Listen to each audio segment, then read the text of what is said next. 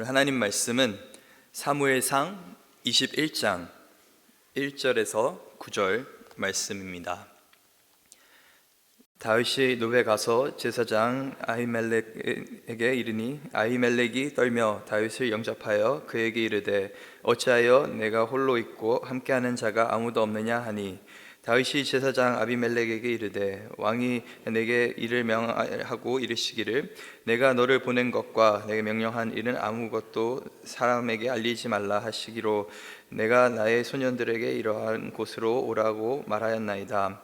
이제 당신의 수중에 무엇이 있나이까? 떡 5덩이나 무엇이나 있는 대로 내 손에 주소서 하니 제사장이 다윗에게 대답하여 이르되 보통 떡은 내 수중에 없으나 거룩한 떡은 있나니 그 소년들이 여자를 가까이만 하지 아니하였으면 주리라 하는지라. 다윗이 제사장에게 대답하여 이르되 우리가 참으로 3일 동안이나 여자를 가까이 하지 아니하였나이다.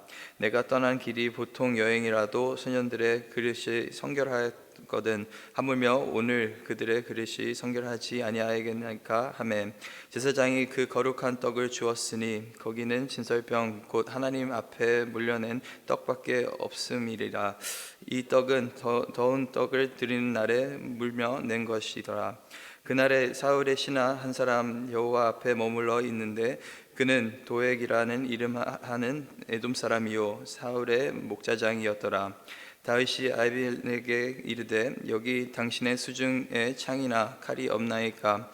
왕이 이를 급함으로 내가 내 칼에 무기를 가까이 하지 못하였나이다 하니 제사장이 이르되 내가 엘라 골짜기에서 죽인 벨레셋 사람 골리앗 칼이 보자기에 쌓여 에봇 뒤에 있으니 내가 그것을 가져가려거든 가지라. 여기는 그것밖에 다른 것이 없느니라 하는지라. 다윗이 이르되 그 같은 것이 또 없나이다. 없니 내게 주소서 하더라. 아멘. 네, 오늘부터 본격적으로 다윗이 이 긴 도피 생활을 하게 됩니다. 이전에도 다윗이 사울을 피해서 여러 번 도망을 다녔지만은 이번에는 굉장히 장기적으로 이제 수년간 앞으로 사울을 피해서 그렇게 다니게 될 다윗의 그 도피 여정, 그 시작이 바로 오늘 본문의 이야기입니다. 이전과는 다윗의 상황이 조금 이제 많이 다릅니다. 그 전에는 다윗이 궁궐 안에서 어느 정도 위치를 가지고 또 번듯한 직장을 가지고 그렇게 생활했던 사람이었습니다. 그런데 이 사울이 시아버지이자 상사이기도 하죠. 그 상사와의 갈등 때문에 이제는 직장도 잃게 되고 생계 수단조차도 없는 그러한 상황에 놓이게 되었습니다. 또 다윗은 자신이 왕의 신하로서 또 이스라엘의 군사로서 쌓았던 여러 가지 지위나 명예도 그렇게 잃어버리게 된 그런 상황이고 가족과도 생이별을 하게 된 그러한 상황입니다. 또 마지막으로 어려울 때마다 자신이 의지하였고 또 자신을 도와주었던, 자신을 보호해 주었던 그런 너무나 귀한 친구 이 요나단 또한 이제는 옆에 있을 수가 없습니다. 다시 말해서 다윗에게는 이제는 의지할 곳이 아무것도 없다라는 것입니다. 의지할 사람도 없고 의지할 자신의 인생 가운데 어떠함도 없고 이제는 하나님 한 분밖에 없다는 것을 이제 알고 오늘 본문을 같이 묵상하면 좋을 것 같습니다. 그래서 정말 의지할 곳이 없는 상황 속에서 아무도 자신을 보호해 줄 수 없는 그 상황 속에서 다윗이 선택한 곳이 바로 놉이라고 하는 곳입니다. 이 놉이라고 하는 것은 사울이 살고 있는 기브아에서 그렇게 멀지 않은 곳이고 또 예루살렘에서도 2마일밖에 떨어지지 않는 그러한 도시입니다. 성경이 말해주는 것은 이 놉이라고 하는 곳은 제사장들이 모여 살았던 그러한 도시였습니다. 그래서 많은 성경학자들이 성막이 여기에 임시적으로 있었을 수도 있다라고 또 고백을 하는 것이죠. 오늘 본문을 보더라도 다윗이 성막에 들어가는 그런 모습처럼 그렇게 나와 있습니다. 여기서 저희가 중요한 사실 한 가지를 깨닫게 됩니다. 이 19장에서도 사울이 다윗을 죽이려고 할 때 다윗이 피했던 곳이 라마, 이제 사무엘에게 피했었고 오늘 본문에서도 다윗이 피한 곳이 이 성막, 또 제사장들이 모여있는 그 도시 놉으로 피하게 됩니다. 우리가 깨닫게 되는 중요한 인생의 교훈은 바로 이것입니다. 인생 속에서 우리가 의지할 사람이 없고 의지할 곳도 없고 내 인생 가운데 아무것도 없다고 느껴진 그 상황 속에서도 우리는 하나님께 피할 수 있다라는 것입니다. 하나님께로 갈 수 있다라는 것입니다. 이것이 어떻게 보면 다윗이 하나님의 은혜를 누리게 된 그런 방법이 아닌가라는 생각이 듭니다. 어떤 상황이든지 어떤 인생의 어려움을 만나든지 사울이 자신을 죽이려고 하든 나중에는 뭐 자신이 너무나 큰 죄를 범했던 그 상황도 이제 나중에 나오게 되고 그 여인과 이제 같이 잠자게 되는 그런 상황도 있고 여러 가지 상황들이 나와 있는 그 상황 속에서 이제 다윗이 겪게 된 것은 어떤 상황 속에서도 하나님께 피했다라는 것입니다. 시편 51편을 보더라도 그 여인과 동침한 후에 또 이제 여러 가지 범죄를 한 가운데서 다윗이 겪게 되었던 것은 하나님 안에서 참된 회복이 있고 하나님 안에서 참된 은혜가 있다라는 것을 그렇게 깨닫게 되었습니다. 그런 여러 가지 상황 속에서 이제 다윗이 하나님께로 피하게 되는데 오늘 본문 1절을 한번 같이 살펴보기 원합니다. 다윗이 노베 가서 제사장 아히멜렉에게 이르니 아히멜렉이 떨며 다윗을 영접하여 그에게 이르되 어찌하여 내가 홀로 있고 함께하는 자도 아무도 없느냐 하니. 이 아히멜렉이 떨면서 다윗을 영접했다고 성경은 기록하고 있습니다. 그 이유가 아마도 아히멜렉이 다윗을 알아봤다라는 어떤 증거가 될 수 있을 것입니다. 이 상황에는 지금 다윗이 어느 정도 사람들에게 알려져 있는 상황입니다. 여인들이 다윗에 대해서 노래하고 있는 장면도 앞서 저희가 보게 되었었죠. 오히려 사울보다 다윗의 그 용맹함, 그 강력함이 더 위대하다라는 그런 어떤 노래들을 부르는 그 가운데서 다윗에 대한 소문이 이 이스라엘 땅에 쫙 나여 있는데 또 더 나아가서 다윗은 지금 사울의 사위 인격입니다. 또 나름대로 이스라엘에서는 어느 정도 위치와 지위를 갖고 있는 그러한 사람입니다. 그래서 이 아히멜렉이 이 다윗을 단방에 알아보게 되는데 그래서 질문을 하게 되죠. 어찌하여 내가 홀로 있고 함께하는 자가 아무도 없느냐라고 그렇게 질문을 합니다. 당신 정도면은 사람들을 거느리고 사람들과 함께 다닐 법한데 그 정도 위치에 있는데 왜 이 시각에 혼자 나를 찾아왔느냐라고 그렇게 질문을 하고 있는 것입니다. 뭔가 부하 없이 다윗이 움직이고 있으니까 뭔가 이상한 것이죠. 그 상황에서 이제 다윗이 대답을 합니다. 2절에 뭐라고 대답하냐면은 왕이 나에게 비밀 미션을 줬습니다. 지금 비밀 임무를 수행하고 있는 가운데 있으니까 이것을 아무에게도 알리지 말고 알려고도 하지 마십시오라고 그렇게 말하고 있습니다. 어떻게 보면 다윗이 진실을 왜곡하고 있는 것이죠. 거짓말을 하고 있는 것입니다. 무언가를 숨기고 있는 것입니다. 다윗이 왜 이렇게 솔직하지 못하게 자신의 상황을 설명하지 않고 이렇게 있는 것일까요?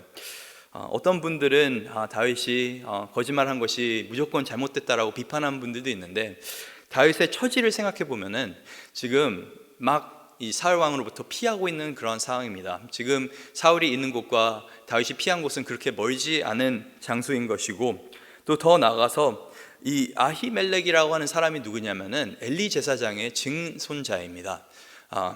나중에 사무엘상 22장 9절에 보면은 아히둡이라고 하는 사람의 아들이라고 설명이 되어 있는데 그 아히둡이라고 하는 그 이름이 왜 중요하냐면은 사무엘상 14장 3절에 보면 아히야라고 하는 또 다른 아들이 그에게는 있었습니다. 근데 그 아히야 또한 제사장이었는데 누구 밑에서 일했던 제사장이냐면은 사울 밑에서 일했던 제사장이었습니다. 다른 말로 아히멜렉의 형제가 지금 사울 왕의 측근이라는 것입니다. 사울 왕에게 영적으로 이렇게 조언도 해주고 사울 왕 밑에서 제사장으로 일하고 있는 그런 상황에서 지금 그 사실 또한 아마 다윗도 잘 알고 있겠죠. 그래서 조금은 조심스러운 것 같습니다. 자신이 왜 지금 여기까지 오게 됐는지를 솔직하게 설명하지 않고 어떻게 보면은 약간의 거짓을 섞어가면서 그렇게 설명을 하고 있습니다. 그러면서 얘기하는 것이 내가 비밀 미션을 수행하고 있으니까 나에게 먹을 것을 좀 주십시오 라고 3절에 그렇게 말을 하고 있습니다. 3절에 보니까 이제 당신의 수중에 무엇이 있나이까 떡 5덩이나 무엇이나 있는 대로 내 손에 주소서. 지금 상당히 배고픈 그런 상황처럼 보입니다. 먹을 것이 없어서 너무나 힘드니까 저를 좀 도와주십시오 라고 하는데 이 제사장은 다윗에게 말하는 것이 내가 보통 떡은 없고 당신에게 거룩한 떡 밖에는 이제 줄 것이 없는데 이것은 함부로 줄 수 있는 것이 아니다라고 그렇게 말을 합니다. 만약에 당신이 지금 누구와 함께 있는지는 잘 모르겠지만은 당신 또는 당신과 함께 있는 자들이 여인들과 함께 가까이 있었다고 한다면은 또 하나님 말씀에 의거했을 때 의롭지 못한 행동을 했다고 한다면은 당신은 이 떡을 먹어서는 안 됩니다 라고 그렇게 말을 합니다. 근데 5절에 보니까 다윗이 말하는 것이 우리가 참으로 3일 동안 여자를 가까이 하지 않았다. 저는 이게 참 웃긴 것 같습니다. 나의 거룩함을 나타내려고 할 때 그냥 정말 오랫동안 여인을 가까이 하지 않았다라고 말한 것이 아니라 3일씩이나 내가 여인을 가까이 하지 않았다라고 그렇게 말합니다. 그 정도로 어떻게 보면은 여인을 가까이 하는 것이 군사들에게는 굉장히 그런 연약한 부분이었을 수도 있겠다라고 그런 생각이 듭니다. 근데 여기서 중요하게 살펴봐야 되는 것은 또다시 다윗이 거짓말을 하고 있다는 것입니다. 진실되게 말하는 것이 아니라 또다시 있지도 않은 자신들의 부하들에 대해서 얘기하면서 이들이 아무랑도 그렇게 3일 동안 함께하지 않았다, 여인들과 함께하지 않았다라고 다윗은 또다시 어떤 상황을 모면하려고 그렇게 거짓말하는 것을 볼 수가 있습니다. 근데 오늘 본문 6절에 보니까 제사장이 그 거룩한 떡을 주었으니 거기는 진설병 곧 여호와 앞에서 물려낸 떡 밖에는 없음이라. 이 떡은 더운 떡을 드리는 날에 물려낸 것이더라. 제사장이 말하는 것이 또다시 말하는 것이 정말 우리는 다른 떡은 없습니다. 이 거룩한 떡 진설병 밖에는 없습니다. 이 진설병이라고 하는 것은 이 성전 안에 있던 상이 있는데 그 상 위에 놓여 있던 거룩한 떡이었습니다. 나중에 이제 레위기 24장에 보실 수 있는데 24장 5절에서 9절을 살펴보면은 이 진설병에 대한 설명이 나와 있는데 진설병이 쉽게 말해서 이 떡 12개를 이렇게 접시에 놓아서 두 줄로 세워서 놓아 놓는 것인데 레위기 24장 이 6절에 보니까 여호와 앞에 순결한 상 위에 두 줄로 한 줄에 6개씩 진설하고 8절에 보니까 안식일마다 이 떡을 여호와 앞에 항상 진설할지니 이는 이스라엘 자손을 위한 것이요 영원한 언약이니라 라고 성경이 기록합니다. 그러니까 성막 안에 그 성전이라는 그 거룩한 공간 안에서 이 진설병들이 놓여 있는데 이것은 하나님의 함께 하심의 상징입니다. 그래서 영어 성경에 보면은 진설병을 뭐라고 부르냐면은 the bread of presence라고도 부릅니다. 하나님의 임재, 하나님의 함께 하심 이 진설병을 통해서 그 약속이 나타나 있는 것인데 근데 빵을 오래 두면은 상하지 않습니까? 그래서 명령이 된 것이 이게 안식일마다 일주일마다 이 떡을 새롭게 교체할 것을 이 율법에서 그렇게 하나님께서 요구를 하셨습니다. 그러면서 요구한 것이 이 떡이 교체되었을 때 그 교체된 떡은 누가 먹게 되냐면은 제사장들이 먹게 되어 있습니다. 그 제사장들이 그 떡을 먹게 되고 아무에게나 줄 수 있는 것이 아니고 그것을 먹을 때 또 제사장들은 거룩한 곳 성전 안에서만 그것을 먹을 수 있게 되어 있습니다. 그만큼 이것은 상징적인 떡인 것이고 어떻게 보면 굉장히 거룩한 떡인 것입니다. 여기서 저희가 질문을 해볼 수 있는 것이 그러면 도대체 왜 이 아히멜렉은 이 거룩한 떡 하나님께서 분명히 제사장들만 먹으라고 했던 그 떡을 다윗에게 지금 주려고 하는 것일까요? 사실 이 부분에 대해서 많은 성경학자들이 의견이 갈립니다.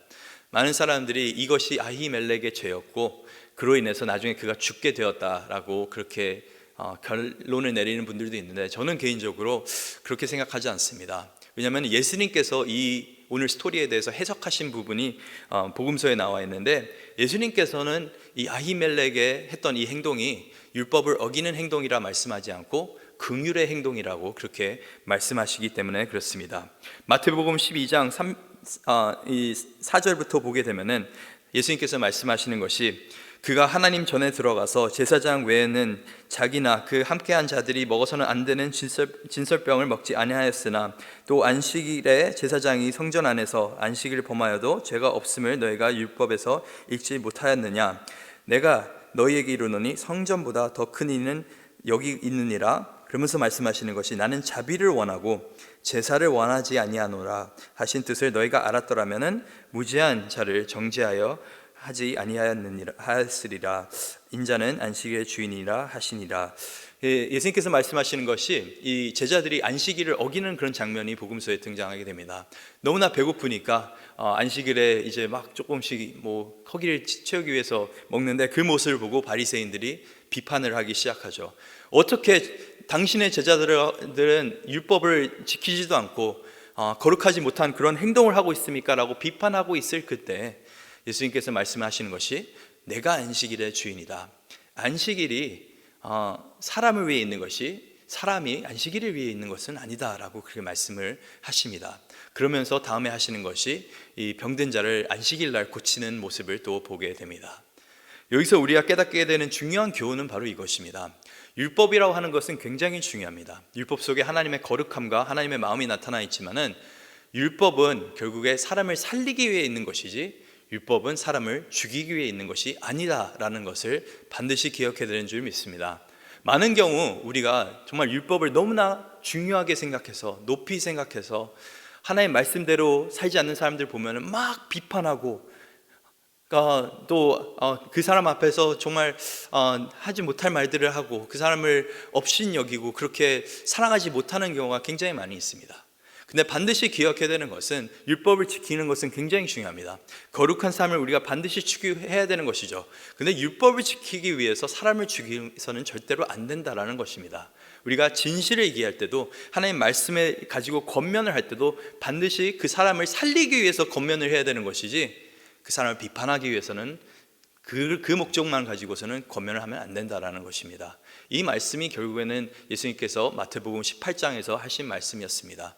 누군가 당신에 대해서 죄를 범하였다고 한다면은 먼저 그에게 가서 그 권면의 말을 나누라. 그래서 그가 자신의 죄를 인식하지 못하면은 또 다른 증인을 데리고 오고 더 나아가서는 이제 교회 앞에서 데리고 나오는데 그렇게 하는 그 목적이 뭐냐면은 그 형제를 회복하기 위해서 to restore the brother 라고 성경이 기록하고 있습니다. 이 하나님의 말씀은 결국에 그 율법을 지키는 것이 굉장히 중요하지만은 우리를 살리는 것은 율법이 아니라 하나님의 은혜인 줄 믿습니다. 그래서 정말 율법에 대해서 우리가 하나님의 그 마음을 이해하면서 그 사랑하는 그 마음 속에서 지켜야 된다라는 것입니다. 이 상황에서 아히멜렉은 분명히 알고 있었을 것입니다. 자신이 지금 율법을 어기고 있다라는 것은 알고 있었을 텐데 그럼에도 불구하고 나중에 아히멜렉이 고백하는 그 22장에 나오는 그 고백을 보게 되면은 자신은 정말 이 다윗이 정말 하나님의 기름 부음 받은 사람이라는 것을 인식하고 있고 더 나아가서 이 다윗이 지금 굶어 죽게 생겼는데 지금 너무나 궁핍한 상황 가운데 있는데 일단은 사람을 살리고 보자라는 마음에서 아마 이렇게 했었던 것이고 이거에 대해서 아무도 비판하지 않습니다. 예수님조차도 이것을 비판하지 않고 긍휼의 어떤 제스처였다라고 그렇게 말을 하고 있습니다. 그래서 우리가 항상 기억해야 하는 것은 사람을 살리고 보는 것이 먼저입니다. 율법도 중요하지만은 늘 하나님의 마음을 이해하면서 이 율법을 적용할 수 있는 저와 여러분 될 수 있기를 간절히 소망합니다. 이것을 정말 적용하기 힘든 것이 아마도 이 자녀를 양육하는 문제가 아닌가 싶습니다. 왜냐하면 자녀를 양육할 때 우리는 많은 경우 여러 가지 법을 세우면서 야 무조건 네가 교회를 나와야 돼, 무조건 네가 뭐 이런 것들을 크리스찬으로서 해야 되라고 하는데 그런 걸 말하는 것은 굉장히 중요한 것이죠. 근데 그 율법 속에 녹아있는 하나님의 마음을 우리가 전달하지 못한다면 결국에는 우리는 자녀들을 죽이는 셈밖에 되지 않습니다.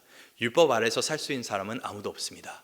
율법을 통해서 우리가 죄를 깨닫게 되는 것이고 죄를 깨닫게 될 때 우리는 예수 그리스도로 나아가게 되는 것입니다. 그렇게 율법을 하나님의 마음을 가지고 그렇게 사용할 수 있는 저와 여러분 될 수 있기를 간절히 소망합니다. 근데 이 모든 상황을 지켜보던 한 사람이 있습니다. 도액이라고 하는 사람이 7절에 보니까 에돔 사람인데 사울의 목자장이라고 성경이 기록을 하고 있습니다. 이것이 별거 아닌 것처럼 보이는데 이 한 사람이 다윗이 이 받게 되는 이 긍휼함을 보고 나중에는 결국에 이것을 그대로 사울 왕에게 보고하는 장면이 이제 앞 뒤에 있는 22장에 나오는 그러한 내용입니다. 그래서 어떻게 보면은 이 사건 때문에 아히멜렉 또 더 나아가서 85명의 제사장들이 나중에는 죽게 되는 끔찍한 사건이 벌어지게 되는데 그 사건이 왜 벌어지게 되었을까요? 먼저는 이제 사울 왕이 너무나 악하기 때문에 그게 벌어진 것도 있지만은 한편으로는 이 상황 속에서 다윗이 만약에 진실을 말했다고 한다면은 어떤 일이 일어났을까라는 생각도 하게 됩니다. 다윗은 물론 하나님께 피했고 또 어떻게 보면 하나님의 그 사명을 위해서 계속적으로 그렇게 살아가는 사람이긴 했지만은 지금 상황에서 다윗이 택한 그 방법이 완전히 옳다라고는 저희가 어떻게 정당화시킬 수는 없습니다. 분명히 거짓된 정보를 얘기하고 있는 것이고 이 제사장을 속이기 위해서 그 빵을 얻기 위해서 지금 이렇게 거짓말을 하고 있는 것입니다. 아무리 좋은 의도로 아니면 할 수 없이 하는 그런 거짓말도 결국에는 반드시 그 거짓된 그 상황 속에서 더 큰 악이 생기게 되는 것이고 더 많은 사탄의 역사가 일어나게 되는 것을 보게 되는 것입니다. 만약에 이 상황 속에서 다윗이 솔직하게 얘기했고 그럼에도 불구하고 하나님의 그 은혜를 의지했다고 한다면은 저는 그래도 하나님께서 다윗을 보호해 주지 않았을까라는 생각이 듭니다. 그런데 이 상황 때문에 이 아히멜렉이 다윗에게 호의를 베푸는 그 상황을 목격한 도액이 사울에게 이야기하면서 결국에는 아히멜렉과 함께 있던 제사장들은 다윗을 도왔다는 그 이유로 나중엔 다 목숨을 잃게 됩니다. 오늘 본문 8절을 보니까 다윗이 아히멜렉에게 이르되 여기 당신의 수중에 창이나 칼이 없나이까 왕의 일이 급함으로 내가 내 칼을 무기를 가지지 못하였나이다 하니 제사장이 이르되 내가 엘라 골짜기에서 죽인 블레셋 사람 골리앗의 칼이 보자기에 쌓여 에봇 뒤에 있으니 내가 그것을 가지려거든 가지라 여기는 그것밖에 다른 것이 없느니라 하는지라 다윗이 이르되 그 같은 것이 또 없나니 내게 주소서 하더라 라고 성경이 기록하고 있습니다. 참 아이러니하죠. 왜냐하면 다윗이 정말 승리의 전리품으로 갖게 됐던 것이 바로 이 블레셋의 그 군대의 대표로 나왔던 골리앗의 칼입니다. 그 칼을 다시금 다윗이 보게 되는데 그 칼을 보면서 다윗이 어떤 생각을 원래는 해야 되냐면은 그때 당시에도 내가 아무것도 없는 상황 가운데서도 하나님께서 나를 승리케 하셨는데 지금도 하나님께서 나를 승리케 하실 것이고 지켜주실 거야 라는 생각을 할 수 있지 않았겠습니까? 그런 상황 가운데서 어떻게 보면 제사장에게 좀 솔직하게 얘기해서 사실은 제가 어쩔 수 없이 지금 도망가고 있습니다. 근데 당신도 어떻게 보면 위험할 수 있습니다. 제가 당신을 도왔다는 당신이 나를 도왔다는 그 이유 때문에 사울 왕이 당신에게 어떤 일을 할지 모르게 되는데 내가 이것을 솔직히 당신에게 말하고 싶습니다. 당신이 어떤 결정을 내리든 여기 머물든 도망가든 그것은 당신에게 달려있지만은 그래도 내가 당신에게 진실만은 꼭 말하고 싶습니다 라고 했었으면 어떻게 보면 상황이 조금 달라지지 않았을까라는 생각이 있습니다. 이렇게 하나님의 사람이 결국에는 도망을 다니고 있는데 하나님의 방법으로 이렇게 상황을 모면하고 있지는 않습니다. 앞으로 이어질 여정에서 다윗이 배우게 될 것은 도망 다닐 때도 하나님의 방법으로 충분히 도망 다닐 수 있다는 것을 앞으로 다윗이 배우게 될 것입니다. 그래서 저희가 깨닫게 되는 것은 오늘 본문을 통해서 피할 곳은 항상 있다라는 것입니다. 그리고 또 깨닫게 되는 것은 율법은 사람을 살리기 위해서 있는 것이지 죽이기 위해서 있는 것이 아니라라는 것이고, 마지막으로는 아무리 좋은 의도로 우리가 한 거짓말이라 하더라도 좋은 의도로 우리가 하는 범죄한 일도 하나님 앞에서는 분명히 죄라는 것입니다. 죄는 또 다른 죄를 낳게 되기 때문에 결국에는 우리가 하나님 앞에서 정말 정결한 마음으로 정말 거룩한 모습으로 늘 바로 서야 있어야 되는 줄 믿습니다. 그렇게 할 수 있는 여러분이 되시기를 간절히 소망합니다.